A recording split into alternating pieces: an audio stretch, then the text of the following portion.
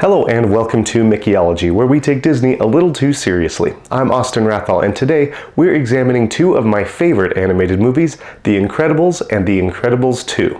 These are two of the smartest, coolest, and most thought-provoking films in the Pixar canon, and that is saying something. These movies feel timeless, yet they pay homage to superhero comics, spy movies, and adventure shows of the past. While you can see influences from various times and places on The Incredibles, it's not so easy to identify the film's own time and place. Do the Parrs live in modern day or years past? Do they fight crime in a real-world city like the Avengers do, or in a fictional city like Batman does? Let's examine the clues hidden in the films and find out when and where The Incredibles takes place.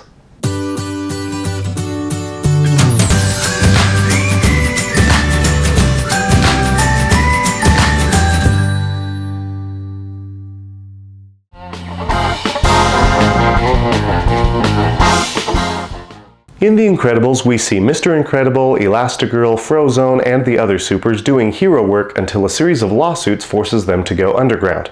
A newsreel shows the end of the super era, and then we cut to Mr. Incredible working a normal job as this text appears on screen. So, to identify the time span The Incredibles covers, we need to find out either when the glory days were and add 15 years, or find out when the main story takes place and subtract 15 years. As for The Incredibles 2, we know that film begins seconds after the ending of the first, and there are no discernible time jumps throughout the movie. Jack is still a baby by the end of the film, after all. Therefore, if we can figure out when the first film takes place, we'll know when the sequel takes place too. So, when exactly does the first movie take place? Well, the characters don't mention what year it is, but Edna hints that the supers were operating throughout the 1950s.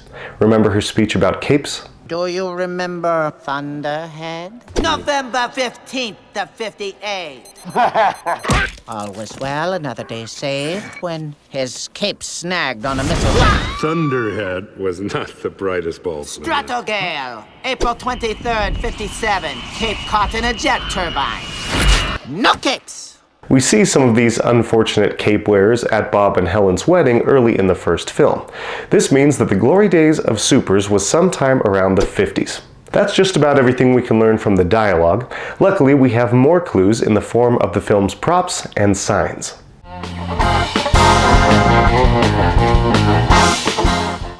Throughout the first and second films, we constantly see signs reading Metroville and Municiburg. The name Metroville appears on places like Dash's elementary school, while the name Municiburg appears on places like the Big City Bank. So it looks like Metroville is a suburb of Municiburg. In The Incredibles 2, Winston Dever takes Elastigirl to the city of New Urbum. None of these are real cities, so we can't look them up on a real-world map. However, they may have real-world equivalents, like how the Powerpuff Girls' Townsville is based on New York City, or how Superman's Metropolis is based on New York City, and how Batman's Gotham City is based on New York City. The question is, what real-life city is Municiburg based on? The first time we see Mr. Incredible in action, he's inside the Incredibile, which features a GPS map on the dashboard. According to this map, Mr. Incredible is in Municiburg. Municiburg's name is displayed in a larger font than the names of other places on the map, like Villaville, Hamletville, Burbsville, etc. This indicates that Municiburg is indeed divided into several boroughs, each ending in ville, so Metroville must be a borough of Municiburg. The map also shows us that Municiburg is located on a bay, which means this is a coastal city. But which coast? Later in the first film, when Edna shows Helen the new supersuits she's designed, she says, Each suit contains a homing device, giving you the precise global location of the wearer at the touch of a button. When Helen presses the button, the map indicates that the new suits are in the Bay Area of California. This makes sense since the street names on the Incredibles map are the names of real streets in the Bay Area of California, near Pixar headquarters. Therefore, Municiburg is an alternate version of California's Bay Area. Helen checks the tracking device again to find Bob, who at that point is on Syndrome's island, Nomanisan. According to this map, Nomanisan is a solitary island located in the South Pacific, due west of Chile. We've now identified all the major locations of the films except for New Urbum. We know New Urbum is also on a coast, however, otherwise there'd be no danger of the Devers yacht ramming into it from the sea. It's a big city on the coast, so it's probably based on New York City. The props have told us a lot about where the films take place, but there's still the question of when they take place. In the first film, Bob reads a newspaper and learns the super gazer beam is missing. Simon J. Palladino, longtime advocate of superhero rights, is missing. Gazer beam. As Bob holds the newspaper up, we can spot a date on the front page. May 16th, 1962. Therefore, the movie must take place in 1962. Case closed? Well, not quite. An astute Reddit user found a problem with that date. You see, when Bob hacks into Syndrome's computer, he finds a file on Elastigirl which says she was last spotted superheroing in 1955. So if that's true, shouldn't the movie take place in 1970? I mean, 1955 plus 15 years would equal 1970. Well, not so fast.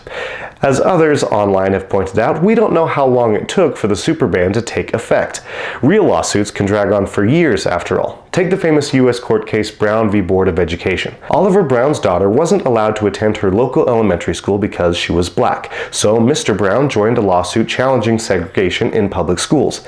That case was filed in Kansas in February 1951.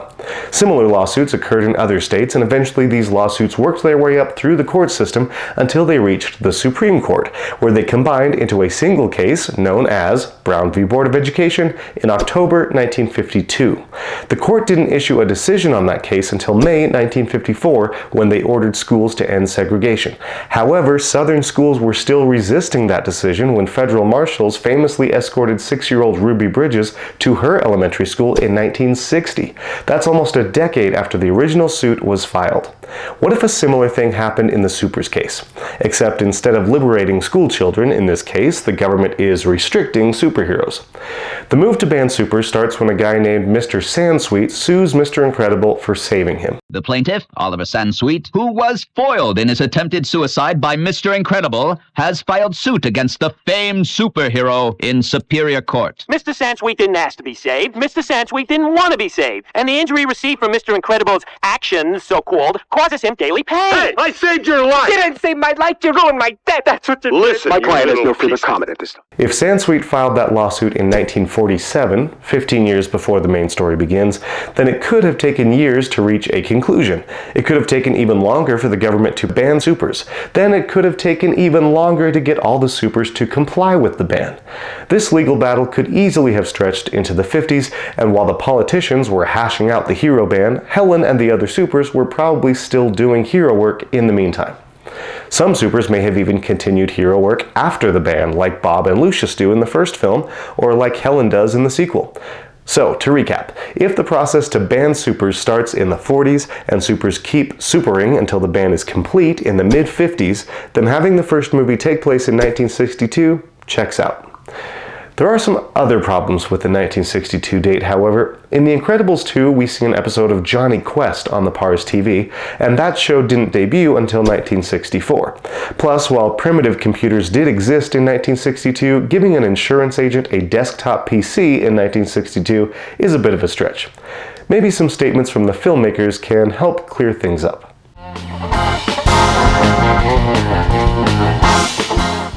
The filmmakers behind The Incredibles have never stated the exact year the films take place. However, they all agree that the movies are set in a 1960s-esque world. This film is set in a sort of an alternate universe, mid-60s world. A lot of the early influences were definitely 60s architecture. The original film was kind of a 50s-ish aesthetic. We wanted to push it forward a bit to 62-ish. Our design language is from the point of view of somebody from that time envisioning what the future might look like. But it's very much rooted in that modernism, of the 60s. What can we learn from all these statements? It seems the movies do take place in the early 60s. It's just an alternate version of the 60s in which technology is more advanced. So The Incredibles can still take place in 1962, but computer technology is more advanced in that universe, and Johnny Quest came out 2 years earlier there than it did in our own world. By the way, on his website, Pixar artist Josh Holtzclaw revealed the real-world location that inspired New Urbam, Times Square. That means New Urbam is based on New York City.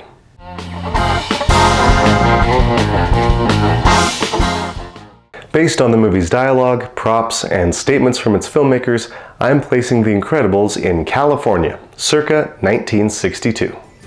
So there you have it. That is my theory for when and where Disney and Pixar's The Incredibles takes place. Please let me know in the comments what you thought of my conclusions and when and where you think these films take place. And let me know which Disney movie you would like me to analyze next. Please don't forget to leave a like, subscribe to the channel, and ring the bell before you go. And as always, thank you very much for watching. I will see you next time. Bye-bye.